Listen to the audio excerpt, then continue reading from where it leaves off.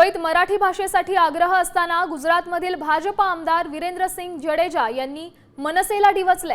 मुंबईतील सीवूड सेक्टरमध्ये जनसंपर्क कार्यालय सुरू केलं असून संपर्क कार्यालयावरील फलक हे गुजराती भाषेत लावण्यात आल्यामुळे मनसे आता आक्रमक झाले। आमदार जडेजा यांनी या फलकावरील भाषा मराठी करून पुन्हा गुजराती केल्यामुळे आणि मराठी भाषेला दुय्यम स्थान दिल्यामुळे वाद उफाळलाय। मनसेने आमदार जडेजांना ही पाटी हटवण्याबाबत सांगितलेलं आहे। आमदाराचा हा जाणून बुजून इथल्या मराठी माणसाला डिवचण्याचा प्रयत्न आहे। त्यांनी मराठी माणसाचा मराठी भाषेचा अपमान तर केलेला आहे, पण ते सामाजिक तेढ निर्माण व्हावी हा त्याचा हेतू आहे। पण यांनी लक्षात ठेवावं, आम्ही छत्रपती शिवाजी महाराजांचे मावळे आहोत। छत्रपती शिवाजी महाराजांनी आम्हाला गनिमी काळ शिकवलेला आहे, आम्हाला कसं लढायचं हे आम्हाला माहित आहे। यांची अपेक्षा असेल की मनसेने इथं तोडफोड करावी आणि आमच्यावर गुन्हे दाखल होतील।